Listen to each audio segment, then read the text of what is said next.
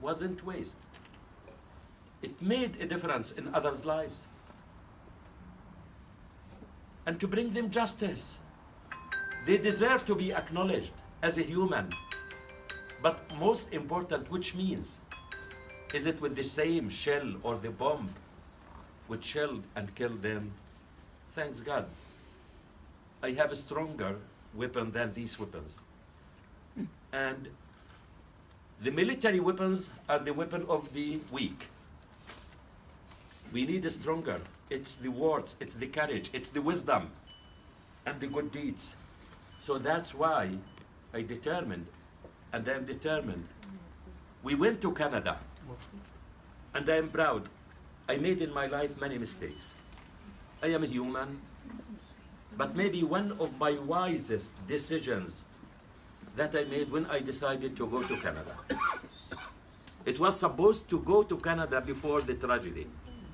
After my wife passed away, I said I can't continue to tolerate my work from Gaza to Tel Hashomer and to leave my children to whom? So I got two offers.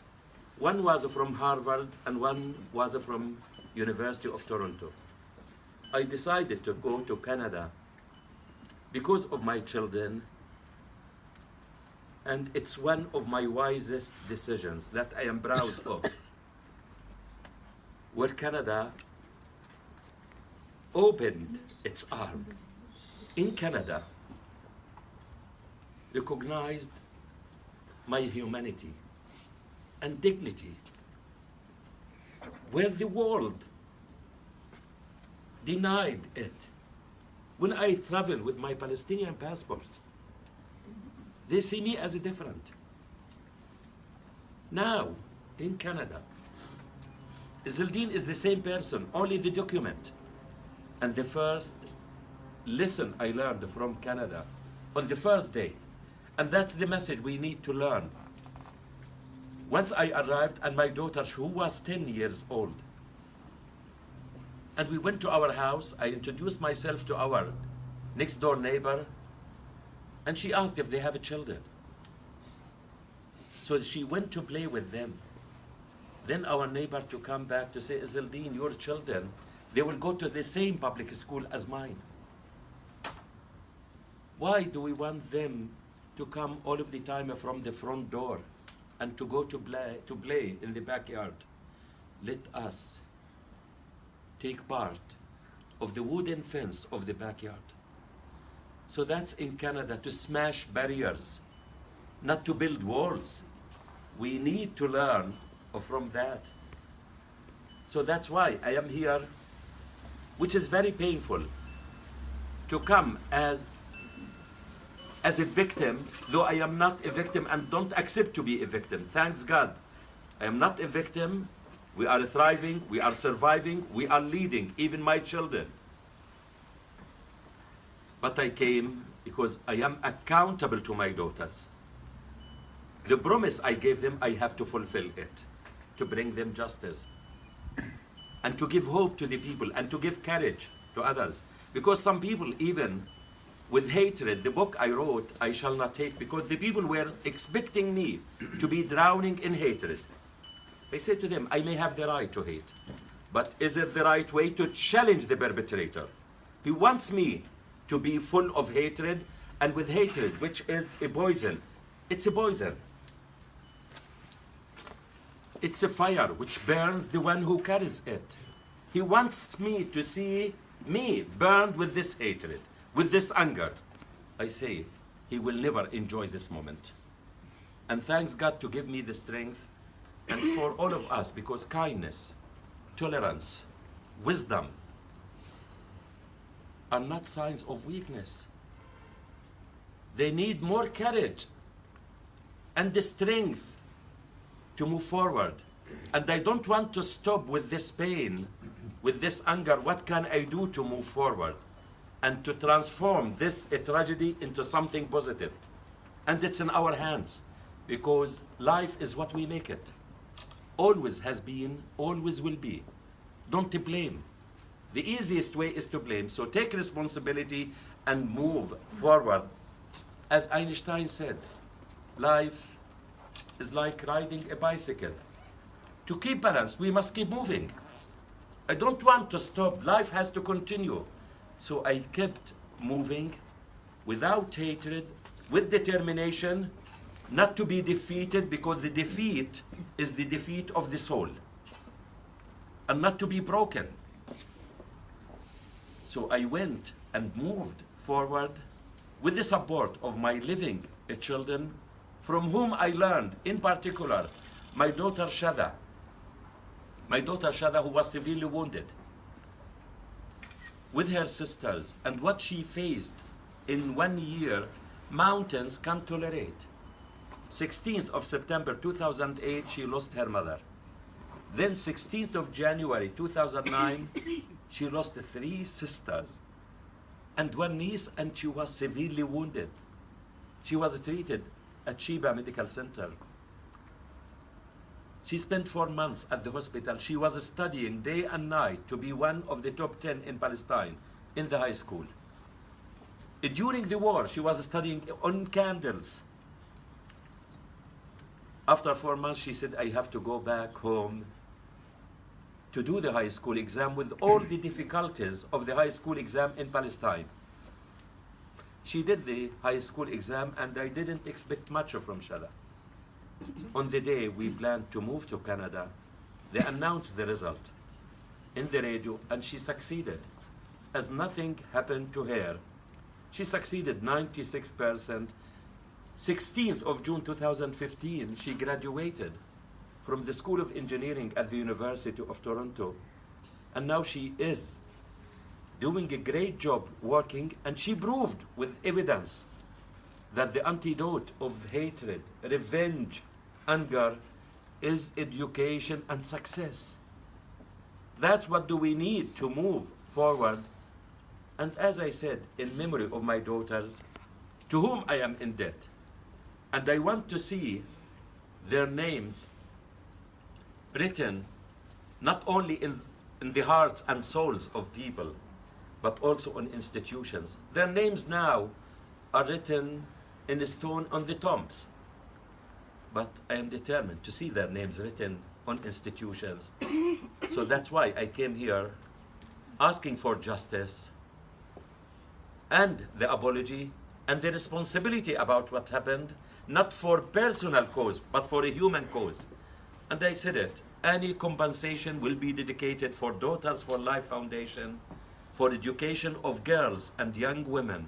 Daughters for Life Foundation, it's a registered Canadian charity that I'm proud of it, for girls from the Middle East who are succeeding from hardship. Palestinians, Israelis, Jordanians, Syrians, Lebanese, Egyptians. Just newly, 9th of February, we received 8 Syrian young women to study in Canada. And this money will be dedicated to establish Daughters for Life international schools for young women, 1 in Palestine, 1 in Israel, 1 in Jordan, 1 in Afghanistan, and 1 for the First Nations women in Canada. And in this way, I can say to my daughters that you are alive, and you were kept alive, because this world can only endure and be a better one.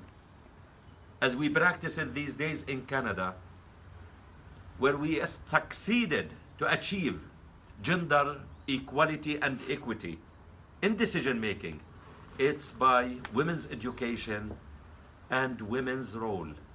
They can endure this world and make it a better, a human, a free, safe, secure one. That's why I dedicate my life for this cause, for my daughters who were killed and my living children.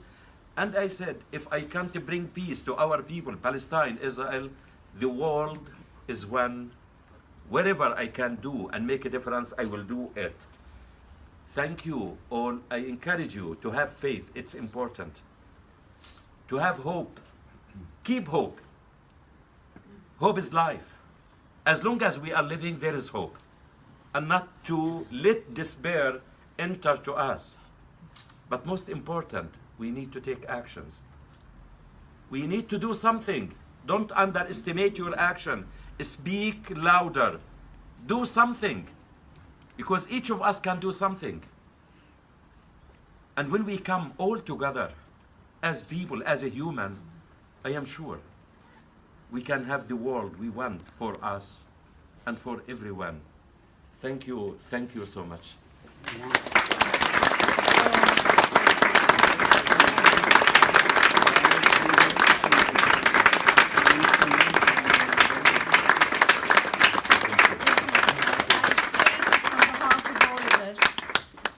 I think we've heard one of the most moving words we've heard in our lives, however short they are, however long they are. Thank you, Alon. I'm happy to see you. You've just heard one of the most moving speeches I've heard in my life. No, I say. I just want to say one thing. I'm not a journalist, and everyone knows that my Friday nights with diplomats and with the heads of wonderful peace NGOs, no publicity is ever given out. But I want to say one thing, that if any of you, I don't have too much, I have less faith than the doctor. And I don't know whether this court case will produce the results that he deserves to get compensation so that he can give the funds for education for disadvantaged young women. But I want to say one thing, and he won't like it, but it doesn't matter. In this case, because he loves me and I love him, if I were in politics and I was the head of this government, I can tell you what I would do. And I would do the following. Dr. Abuelaish, as the Prime Minister of this country, we may not have held ourselves responsible for this war and for this terrible things that happened, but for your project, which is one of the most meaningful that I've ever heard of, we would like to make a donation of $1 million. And if anyone can get, I think it would be the greatest publicity this Prime Minister has ever received. And that's what I would do if I were in politics. So if anyone can get that message through to that party, I say, that's what you deserve. I know you're fighting, and I know you deserve to win this case, but they call it collateral damage. And unfortunately, collateral damage may not bring the results that I think that you should receive. So it's just a thought, that if anyone wants to put out this thought with this country who's getting awful publicity because we are an awful occupying power, you and Osama do wonderful things, and you believe, and I believe one day you will get your country because you deserve it and because there is no other way forward and there's no other future, and there has to be a Palestinian state. But in the meantime, I hope you get your funds for all the disadvantaged young people, and I love you. Thank you for coming. Thank you.